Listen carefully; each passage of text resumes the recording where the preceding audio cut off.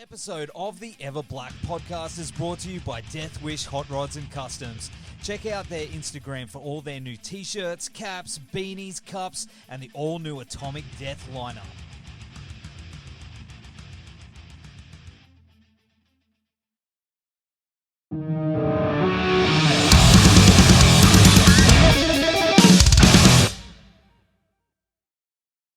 Scott, thanks for joining us on the show, brother. It's definitely good to see you. And are you having a cold one now? Yes, Nev. I have joined you in a luxurious drink. I'm drinking Jim Beam. A minty fresh one. I just brushed my teeth. You know that. I know. We had to do the restart. But it's pretty awesome to have you on the show again, man. Well, Minus Life are about to release the new excellent album, Contorted Reality, on October 1st.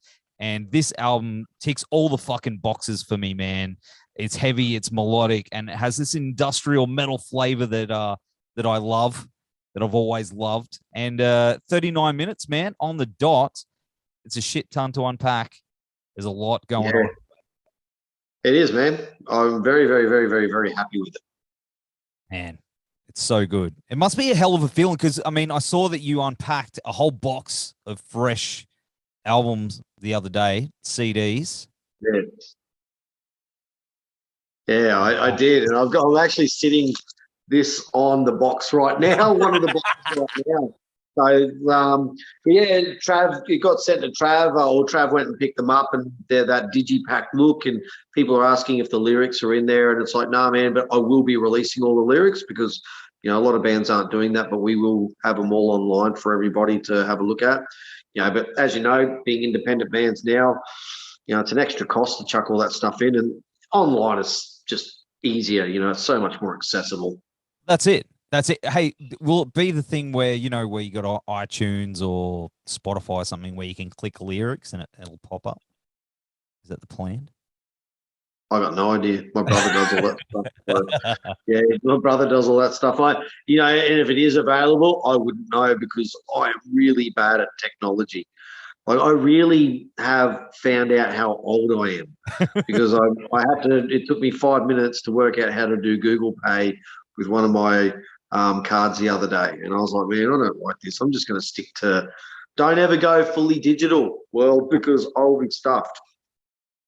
Man, I find that too. Like, we've got one of those square reader things at work. Oh, yep. And I'm forever breaking it.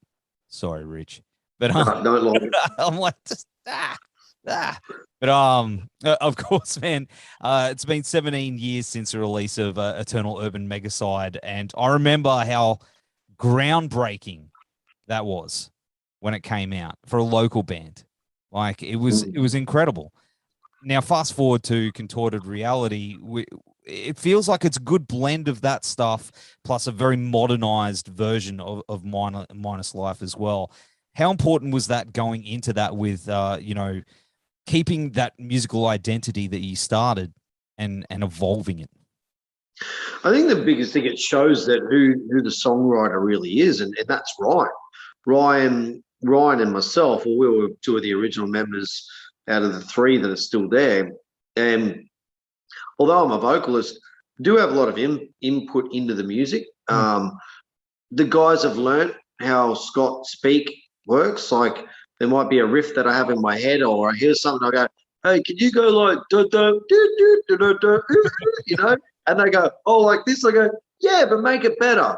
And they do it, you know, and with Trav doing all the orchestrations and that. But yes. I think, I don't know, Ryan's still the same player, you know, but he's shined a bit more in this album, not giving too much away, where he's playing more guitar solos, which he didn't in the last album.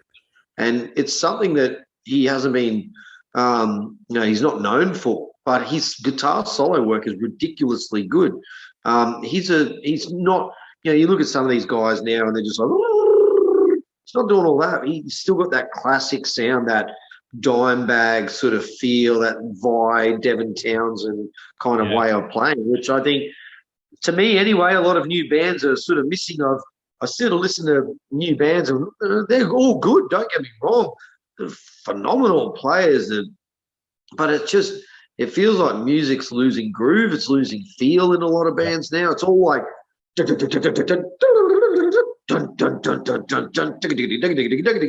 like, yeah, that's cool, but if it doesn't groove, I lose interest really, really quick. Yep, that's it. So I feel with the getting back to the question without me tangenting too much, because I tend to do that, it feels like we sort of, it's like we sat down, we thought about it, and we've always had that sort of sound. And then, you know, manipulations on the album. And that was actually a song that we were playing back in the day that we redid. We did a single, we wanted to do it. And obviously we redid Bodies on Fire for this one because we felt that is such a, you know, I guess for Minus Life was the Davidian to Machine Head Bodies on Fire is to Minus Life, really. And we were like, it was never recorded really, really well. And with this album, we thought, well, why not bring it back out for this album? It sounds huge. Sounds huge. And I guess the whole thing about Minus Life, I've always thought, is you've had more of a international sort of European sort of sound in there and what you do. And it seems with that stuff that Travis has done with the orchestral stuff, it's really pushed that further into that international sound. Do you feel that as well? Yeah. He's done such an amazing job, man. It sounds incredible. He's been doing it fly by the seat of his pants kind of stuff too. Like, you know, he just started dabbling in it. Order Disorder is really Travis's baby. You know, the film clip, and that was really, Travis came to us with the progression and with the, you know, he had that, he's a big Meshuggah fan. But what I like about because I'm personally not a big Meshuggah fan, same thing again, it gets to, it's like you got to count the music, not feel it. But having said that, Chaos Fear was a great album. You know, Terminal Illusions got me right into that sort of stuff. But Travis has put a bit more of a groove feel to it, rather than, so there's still some groove there. And with the way Ryan plays, it's like, and it took me a while to write to that song. I found it very hard to write to at the start, but now I'm starting to get there a bit more. But what he's done is just amazing. And the same thing is, there's been a lot of a learning process for him and a learning process for me and a learning process in recording of frequencies for vocals and the orchestration. So going forward for, without giving too much away, the next album. The next album. We've already started thinking about that. So, yeah, looking forward to the future, that's for sure, with all that sort of stuff. One thing I did want to know, and I know it's a little spoiler, little tiny spoiler, but we like spoilers. Yeah. Well, I've already got that exclusive. What sounds like a female opera singer? Yeah. Guest architect. Is that a guest vocalist? No, that's Travis programming it. He actually did that. That's programmed. We talked about potentially doing it, but we were all like, why, man? He's like, oh, I don't think it sounds natural. I'm like, I don't think many people are going to know the difference unless we tell them. Trav actually programmed that in. That's insane. Because I went back when I was listening to it at work today, and I'd noticed it before. I went, hey, wait. And I backed up and listened to it a couple of times, and I went, is that a guest vocalist or am I just being fooled here? Because it's fucking on point. Good job, bro. Yeah. If you're out there, good job, bro. I'll buy you a beer for that one. Fooled me. Yeah. Travis just done an amazing job, man. He's really, really done an amazing job. And that song in itself, like, for me personally, that's the first time I've ever done a full, there we go, spoiler time, done a full ever death metal vocal on a track. Nailed it. Yep. Nailed full time, first time ever. And if anybody goes, I've already had a couple of people, you know, the behind the scenes people that will listen to it. They go, oh, it sounds like this dude. I said, man, if you ain't hearing Negro from Behemoth, I ain't interested, because that's where I drew my vocal influence from. For that song. Is like, I really wanted to, you know, I really love Negro's way of doing it, of how he does death metal vocals. You listen to a lot of death metal vocalists, not many of them phrase like he does. He has a very unique way of phrasing. It's a very intelligent vocalist. He is. And I'm hearing bits and pieces of that now. Yeah. Some of the, like the way you've delivered. See, I think you've pushed your vocals in some new territories on this one. I've heard it a lot on here. It's very it's very colorful vocally. And I applaud you for it, bro. Like, you know what I mean? Because you can go in there, you can do the same thing, but you've gone, I'm going to try some different avenues. Is that something that was the goal for you? To be honest, and I spoke to Sai about this. He and I did an interview. It's actually a very confronting time for me. About a year ago, I wasn't sure if I ever wanted to do music again. I wasn't sure that Minus Life was going to be me anymore. But that was coming from a very different person. I was suffering very bad depression. And I was in very dark times. And if you listen to the album, Negative Thought Process is about that. So you know that was a very that song is very hits a lot of it hits home hard for me, and it sort of paints a picture of what I was going through at the time. And the guys, you know, were super supportive because I was so up and down. I was like bipolar. I was 1 minute like, and it could just be the smallest comment would just trigger me, and I'd be like, no, fuck all this. I'm not doing it anymore. I've had enough of you. I've had enough of you. I've had enough of you. I've had enough of you. And then 30 minutes later, I'm like, hey man, no, I'm all good. I'm still in the band. And they're like, whoa, it was just crazy. And then I was doubting myself as a vocalist, as a singer, everything like that. And then the amazing Chrissy Ferros and I did a lot of mental coaching as well on my vocals, not just that, not just on the strength side of things. And a few of the songs I actually, when I did the album, I was still a little bit sick. So some of those tones that I got in like Contorted Reality in the choruses, which if you don't hear it, you might be hearing a little bit of Chuck from Testament. Wow. Yeah. Yeah. Now you're thinking, mate, but it's still very you. Yeah. Well, like I'm very, very impressed with the vocal delivery on this, man. Like it's so, as I said, the only word that I can think of, it's very colorful and diverse. And that's something that you aim for as a vocalist. You want to tell those stories, you know? I'll also give a lot of credit to Travis for pushing me hard. Travis pushed me hard. Trust me, he bore the brunt of a few of my explosions. But we're like brothers, and even he said, you know, and he's been the same. He's been going through things, and he'll sort of at me, and then a second like, oh, sorry, you know, we're like that.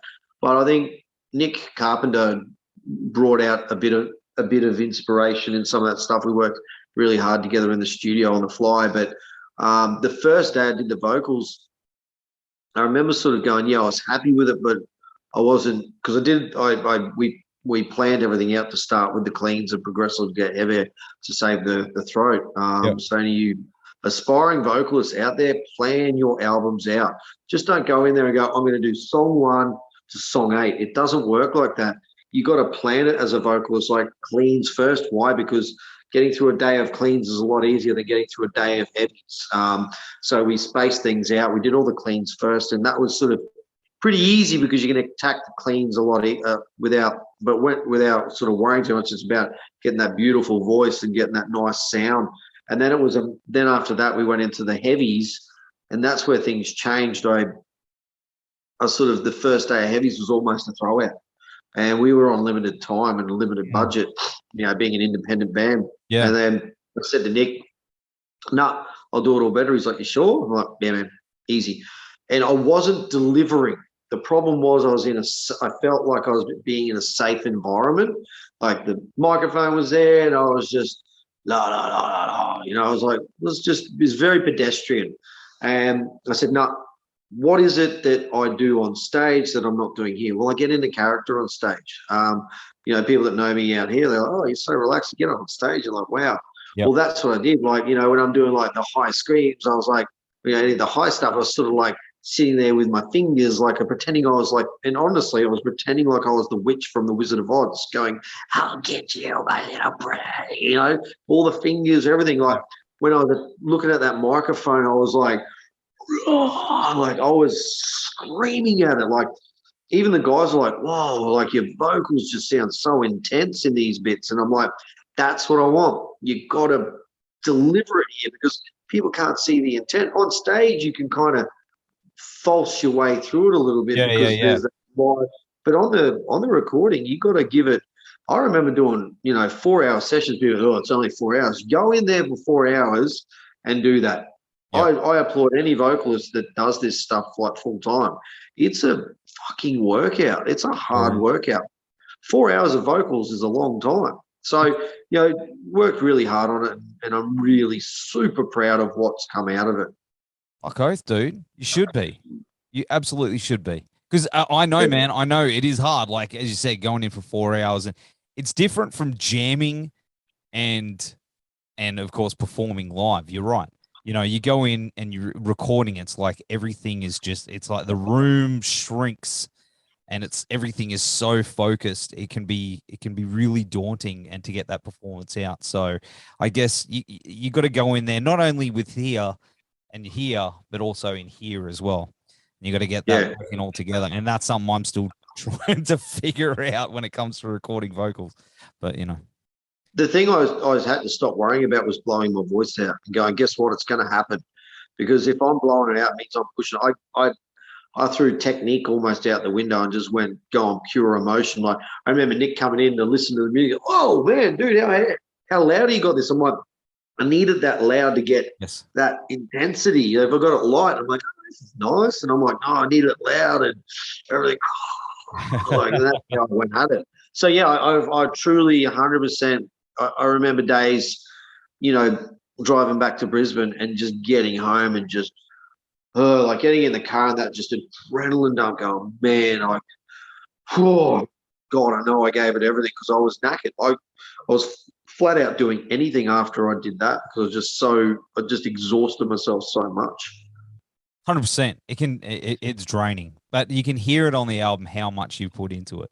And that's why I listened to it. I've had it on loop, man, and it's very impressive. You should be proud as fuck what you've achieved. Absolutely, dude.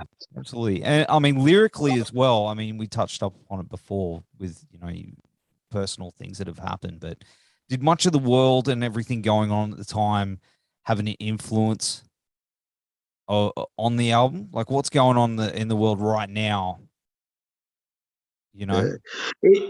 To be honest, Order Disorder, a lot of people have taken, is it about one?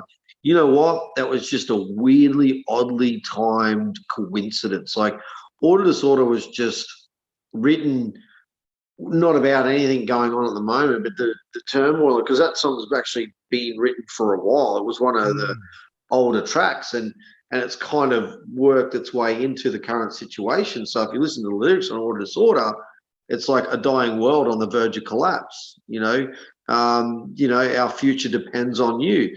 I mean, when I first heard that chorus, because of the way that we layered the vocals with Nick, I literally said it feels like it's Hands Across Australia, like sing along with me. It was almost too nice in a way. And I went, well, you know what? Either people are going to love it or they're going to hate it, but I love it.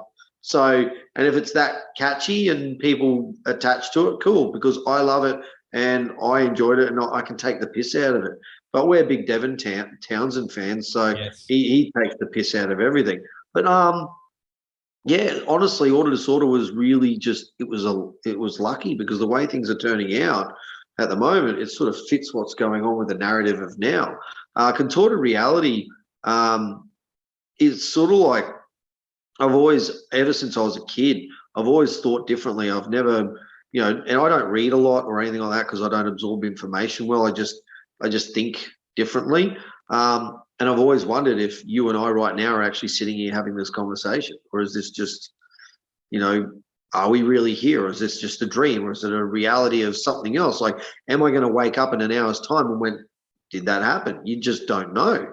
Just things like that I just mess with my head, because that's the way I think. So Contorted Reality is sort of all about that sort of stuff. And then, then you take Death's Architect. Like, I remember sitting here with Chris, the bass player, because I was like struggling a little bit getting words out, and we wrote it. We were like, oh man, if somebody actually heard these lyrics, they'd want to like probably, put me in a straight coat and in a padded cell. But it's just really a piss take in a way of, thinking of how like a psychological killer, like it's Death's Architect, the words were all about what that person might be thinking. And then you got, not to touch on too much negative thought process, more personal, the hypnotist, That was only actually finished 2 weeks before the album recording started. No way. So it's a good one. Yep, I sort of had something for the choruses, but I had nothing else, and I was struggling. I was really struggling with lyrics, and I was sitting down night after night, day after day, writing things out. I was even in quarantine because I'd flown over for work overseas. I spent 2 weeks in quarantine and was like, yep, I'll get it done in that 2 weeks, and came out with nothing. And then Trav just had this little verse, and that first line of that, sort of a few other little words, and then boom, just it opened the whole way up for.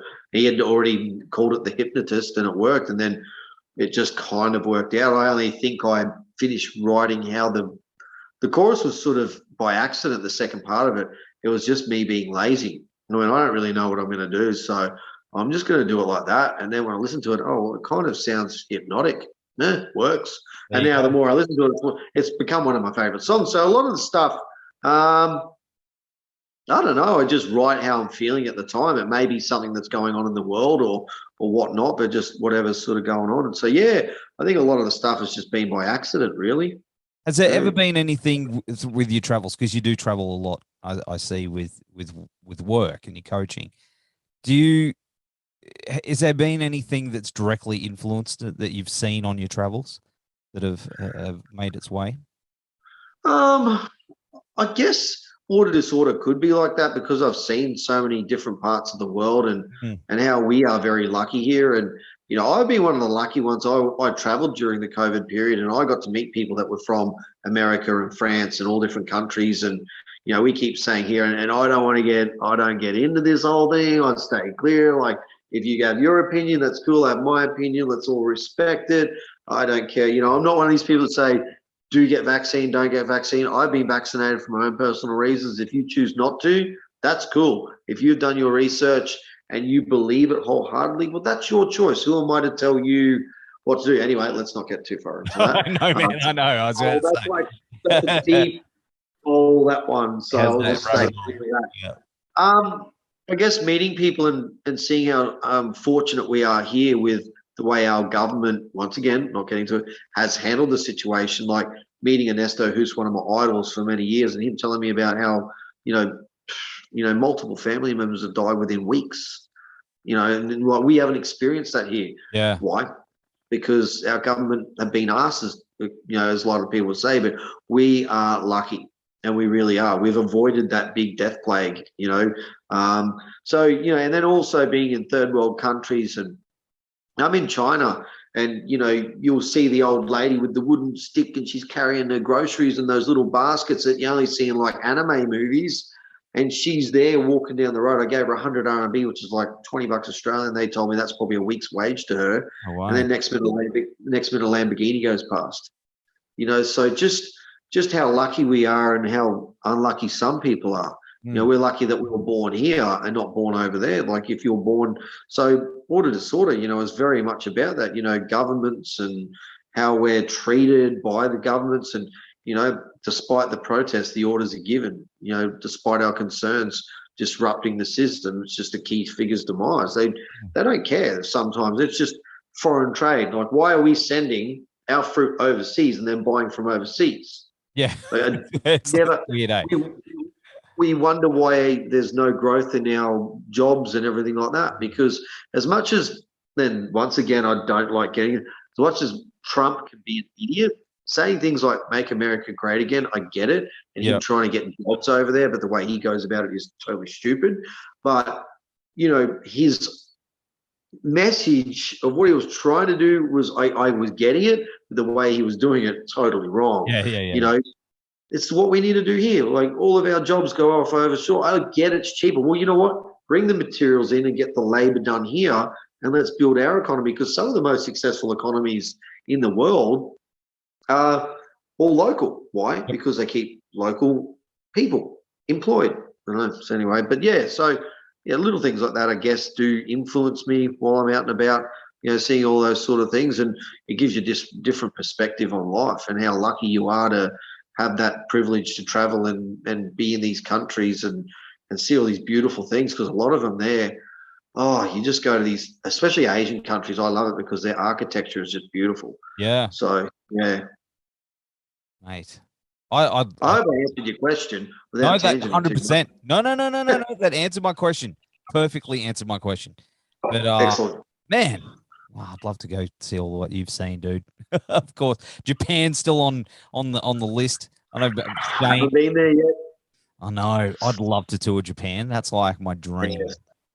It would be amazing to go. That's one place that we are hopefully getting asked to go to, but at the moment, everything for us is Singapore because it's one of the only countries letting us in for our work. Yeah, wow.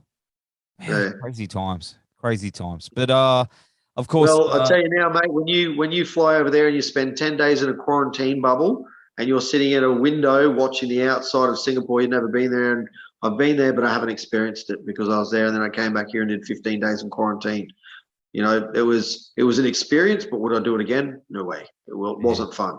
That's full on, dude. I could imagine. I got mates who live in Singapore, so it's like, you know, from the Gold Coast, they moved over there, and man, full on. I've heard it all down there, full on. But of course, you're going to be launching the album on October 9, Mansfield Tavern with Massic. Shout out to Psy, what a legend. Love Psy, mate. Let's just sit on him for a second. He is like one of the best fucking frontman in this country. Yes. Has an intensity that nobody else has. 100%. 100%. Yeah.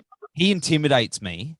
Like, nicest fucking dude, but man, he is a fucking monster. Shout out to you, bro. If you're gonna watch it, I don't know if he's gonna watch it or not. But shout out to him. He's fucking awesome. What a rad dude. Yeah, the band as a whole, they've got such a big energy. Like, and it annoys me when they only have a small crowd because they deserve to be playing in front of, you know, bigger crowds all the time. But it's a sign of the local times, as I call it. And I may get in a little bit of shit for saying these sort of things, but you know me, Nev, when have I ever not been controversial back in the day? know, let's say arch enemy. Yeah. I ruffled a few feathers back in the day, but look, without being too, he knows what he's talking about. I think because I've done a lot of promoting back in the past, and then you know, obviously with the Club Phoenix, and then I've gone on promoting fight shows and that. And coming back into this, the one thing I'm noticing, there's a lot of same old going on. A lot of shows are just, it's the same bands, the same shows, the same lineups, just the same thing. And you're trying to push prices up and telling your mates to come along and fork out X amount of dollars for the same group of people. And I get it, it's hard at the moment with all the restrictions and stuff like that. The band should be pulling back a little bit. Okay, let's write some new stuff. Let's do this, let's do that, and find other ways to go about. We pushed this album forward knowing that international bands aren't going to travel for a while. So this is the best time to be an Australian band to try and tour, because I remember when we came back, it's like, dude, every man and his dog became an international promoter, and every week it felt like you had an international band hitting Brisbane, and you're trying to get in the mix of that. Yeah, that's hard because you know, people don't have consistently, you know, got money to just keep forking out. So what are they going to do? They're going to pick and choose. So they're going to see an international or a local. Well, shit, they're going to go see the international band because how often they're going to see them. So now we've fallen into the rut of local bands probably playing a bit too much. And it's something that I've thought about for a long time. I spoke to Sai about it, about us, you know, can we do something like, you know, seminars or something to, you're not saying we know everything, but to coach these people to go, hey, there is a way to market yourself without playing all the time. You know, like we've all done it. When we first start in the band, you play every damn show you can. That's the whole point. Then you need to put the brakes on, do a bit of touring, do some recording, then start picking and choosing a bit more. Just if you're playing the same places to the same people, there's no growth. Man, it's I do agree. Like it's but at the same time, I feel like there is something that's about to happen musically. I feel like there's a lot of great bands like yourselves. You're back in action. You've got well, you've been for a while, but with this album, it's really on fire. You know, Massic. We had nothing. We had nothing for so long, and you can only do so much without having a product to sell. you're only selling yourselves as a live band, and you're not selling, and you can't play your new music because you're writing it. You've got to give something, whet someone's appetite and give them something new every now and then. That's it. And that's the thing. I totally agree. There's going to be a shift, and I think a lot of these promoters are going to. Well, I'm hoping they do reevaluate things. And like I said, message me, guys. I'm happy to help anyone because I think the scene can be very healthy again. I mean, like it used to be. It's just sticking to 10 or 12 bands on a lineup if you're going to do a mini festival type thing without thinking you need to saturate the shit out of it because, whether people like what I say or not, that doesn't bother me because that's why I'll always do my own thing. I mean, what we've got Open Casket. Now, the funny thing about Open Casket that's playing this show, the drummer is actually Kylie's son. Now, Kylie used to date Matt, our keyboard player, and Tim, the drummer, when he was a kid, was always in his pajamas. I love telling this story, coming and hearing us jam at Kylie's house. There you and go. We used to do crap because you go, oh, I like the drums. We're like, Timmy, and now he's a drummer. So they're opening the show. So it's amazing to have, that Tim's band's going to open the show, and they're a cool little thrash band. And then you've got who's on second, Zagtar. Like awesome, man. Like I actually haven't caught a whole of their set yet. I've caught bits and pieces.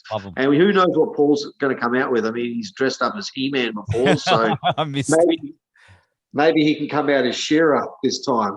Oh, that would be awesome. And then, you got Eternal Torment. Let's not worry about them. The singer's crap anyway. No, yeah. But I caught you guys at the back room, and I loved it. Had that real death metal. I love that old school death metal. Old school, yeah. So you guys just reminded me. It took me back to listening to Misery. When I heard it, I was like, oh, this reminds me of the 90s Australian death metal scene, when it was healthy. And you could see even the old dudes were all there going, oh, yeah, this band. It's like it was cool that you guys were on the show.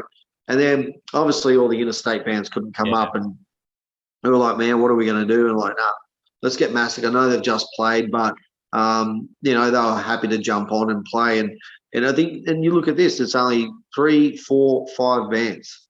And already I think, pre-sold tickets. I mean, all the bands are going mental selling pre-sold. So I'm pretty sure already like close to 200 pre-solds in the hard copy tickets gone already. Mate, it's going to be so good. I'm so excited. Yeah. I'm really, really excited. More so, not just playing the gig, but also watching you guys, hanging out with you guys, and just it's catching up with people that I haven't seen in a little while because we're all friends. We've all been in and out and supporting each other's bands for the last 20 years. So it's going to be a pretty special gig for me. I feel like it's one that's going to go down in history, man. Well, the Three Amigos too. Like we got that picture of. We'll have to recreate that photo every now and then. We're just going to have to keep recreating. Every time we play a gig together, you, me, and Cy have to recreate that photo that we had from Wallapalooza. You know what? I was just thinking that before you mentioned that. Antennas were up. Yeah. Like it's one of my favorite photos. Yeah, comes up. That's right. It's a real photo of 3 dudes just having a good time and just having a beer and watching some bands. And that's the thing. What people don't realize is like you have to get out there and support the music. Yep. But at the same time, promoters have a responsibility to promote in a way that brings people to the shows. Don't just keep sticking on shows and going, if I pack all this in here, everyone will come. It just doesn't work that way. You've got to think a little bit more about it and go. I mean, I took a big risk of getting Orpheus up here, Dissidia, and getting Alarum. I mean, it would have been great to have them up here, but it was going to cost quite a bit of money. But I didn't care because I thought with those 3 interstate acts on, as well as the others, people are going to go, oh, wow, there's something different coming up. And that's what we got to do. We used to have a lot of that variety, and a lot of the bands, like I've been catching Piston Fist quite a bit lately, and they're another cool band. Awesome. Really enjoy it. Yeah. So I think next year we'll get, some bands, hopefully not just thinking festival.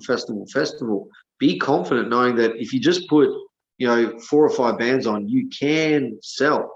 And don't, as advice for you youngins out there, don't say only $15. As soon as you say only $15, people will go, why is it only $15? Chuck $20 on there and you'll sell more. People don't care about $20 anymore. Back in the day, it was 10 bands for $10. Remember those days, Neville? I remember that. I remember the old $5 gigs at the Shark Bar. But also back then, the drink was $2. Now you pay $12 for a drink, so $20 isn't that much money. Exactly. Exactly. So it's inflation, and bands are worth it. They're all worth it. I see these local bands, like I said, that young band Odyssey, and there's a bunch of them. There's a bunch of young bands out there. You watch them and go, man. I remember catching up with Damien Biggers after one of his shows, and he was the drummer of the day back in the day. You'd see Sarkooth and just be like, man, that dude is crazy. And he even said, man, these young drummers now are just so good. He goes, back in the day, you'd get a few good drummers, but they weren't all just this good. And they're all just freaking great musicians. Back in the day, it was a bass player was a guitarist, and there was not enough bass players. Now you've got them all in there doing this now. Where before it was a guitarist doing this, because he'd fill in, and he was in 15 of the bands, like Todd from Headcase. He was in nearly every single band in Brisbane at one stage, I think. He had his own festival, though. He did. He played Podfest. That's crazy. But yeah, man. Getting back to everything, it's I'm looking forward to October 9. I'm looking forward to October 1st, the album being released, and people getting their grubby little fingers on it. You've already got your grubby fingers on the album, don't you? I do, but not physical. So I'm going to have to get a physical copy, but I've been cranking it. Merchandising. Have we got some shirts and stuff coming up we can get at the gig? Hey? Well, there could be a new shirt on its way. Yeah, I'm keen. Got a surprise. Got a little surprise that not saying too much now because it's something a little different. Put it that way. So it's a shirt, but it's something a little different. Something you haven't seen. So it sounds like, don't worry, it's not going to be like, three happy endings with every shirt or anything, but it's something a little bit different. And I went outside the box on this, and I've asked the guys in the band to trust me, and we'll just see. We'll see what people say when they see the shirt. Is it like a mankini? Fuck, that would be all right though. Contorted Reality mankini. It's just something a little different that people aren't used to seeing. It's still a t-shirt, but I don't want to say too much and give too much away. I want that sort of, either it's going to be, wow, I like it, or nah. So hopefully it's not the latter. Well, I'm keen, and I'll throw all the money. Oh, that's good. We need it because it's cost a lot. Yeah, I know. Well, I'm not throwing anything now because I got nothing in my hands. But there will be, on the day, it'll be my card. I'll be going, charge it. So. Yeah, I think the biggest thing for me now, I think people are going to get sick of me spamming Facebook, because if you're on my Facebook page, I don't post my personal life on there. It's realistically just for my music and for my Muay Thai. My life with my kids is that my life. I don't need to tell you every day when they ate a sandwich or when they went to the beach with me, because you know what, that's my moment.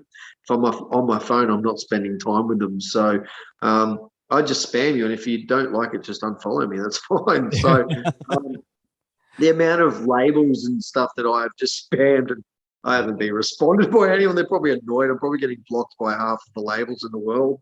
So, but I'm like, hey, you just got to keep chucking the line out there, and hopefully one day someone bites. And you keep getting told, oh, but you got to have so many followers, and you got to have this. Well, you know what? Every band at one stage didn't have 100,000 followers that built up. Like, look at Ginger. They've been one of the hardest working bands, and they've just grown and grown and grown.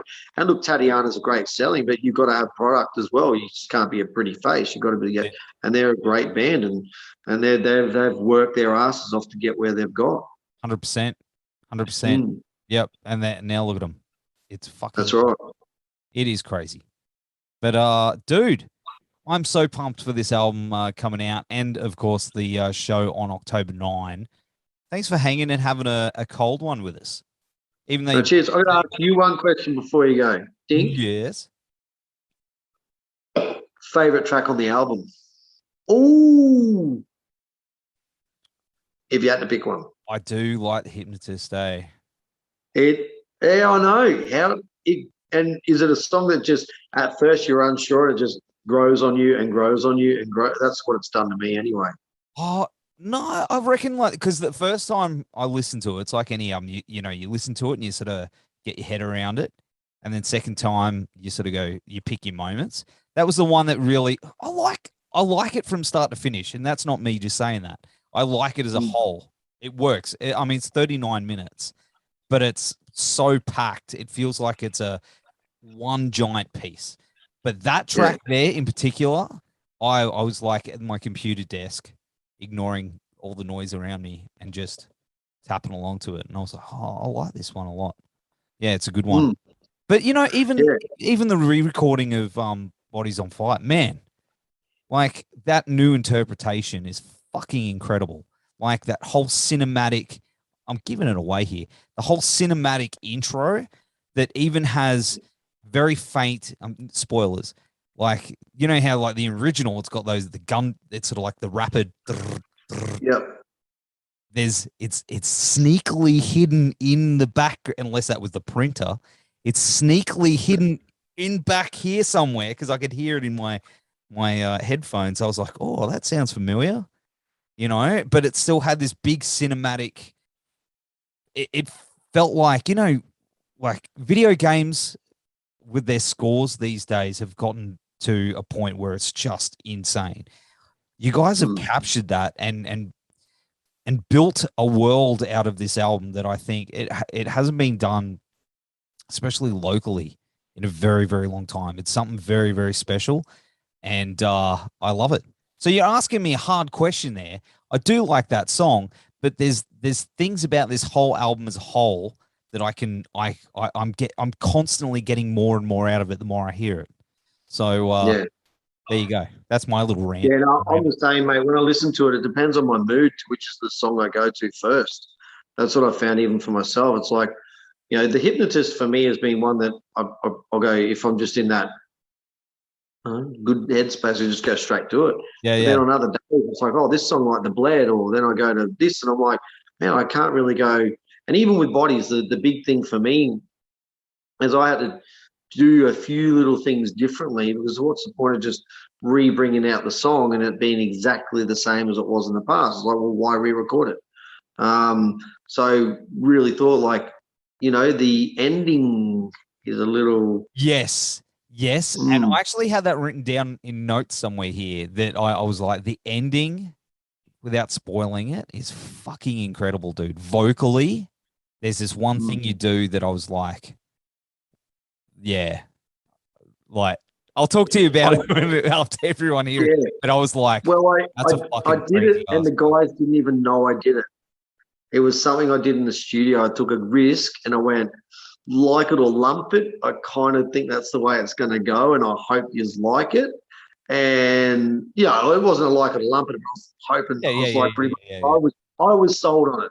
I walked out confident, going, I think these guys are going to like it if they don't tough shit, because I love it. So, and then when they heard it, they just went, "You did that." I'm like, "I did that," and they're like, and they like it more. So it was, I think it's one of the best choruses. Yeah, I love that chorus. It's always been a good one. Man, it's a good one, eh? Like, you got me thinking about it now, because tomorrow I'll be listening to it again and I'll go, but this is this. More will pop out. Yeah, you'll be listening to the old version of Bodies and the new version going, because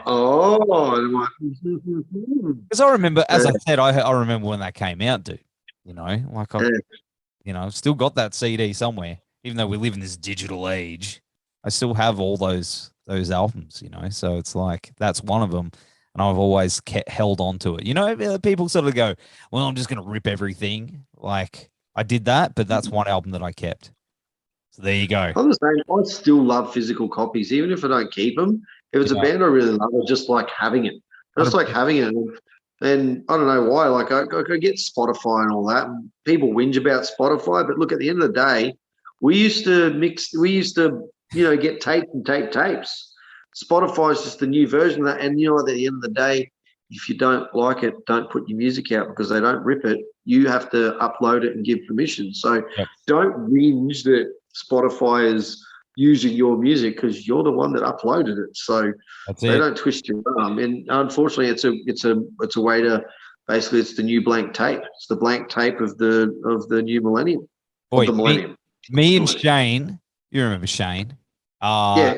Me and him used to go to school with a massive duffel bag full of cassettes. And everyone would be like, what the fuck are you doing? And I was like, it's everything. It's our whole entire world is in this duffel bag. Now, kids these days, it's all in a little phone, not as heavy bag full of cassettes where we'd have to get the pen, you know, and you put the pen in, you go, try and rewind it real fast, and you the tape. That's right. Yeah. God, I remember those days when I'd chew your tape. I remember when my Sanyo CD player tore up my Bobby Brown tape. I was so disappointed when I was 11 listening to Bobby Brown. And everyone's like, what, you listen to Bobby Brown? I'm like, I still listen to Bobby Brown. I don't care what anybody says. I still love Roxette. So, you know. Rest in peace, eh? Yeah, I know. I listen to heaps of different music, not just metal. So, yeah. That's it. You got to. You absolutely got to. But dude, we can keep chatting. But we won't stop if we don't stop. No, mate, that's it. It'll go on. But I'll put my little tag here, mate.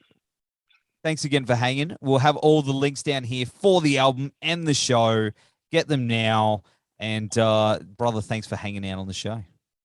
Thank you for having me, and hopefully I've not annoyed anybody with some of my little rants there. But you know, if it helps someone, it does. If it doesn't, hey, take it my advice or don't. It doesn't matter. But at the end of the day, buy tickets to the show, all right, and support the bands from day one. So it is opening at 5 o'clock now. Originally it was 3:30, so doors are opening at 5 o'clock and first band's at 6. Do it.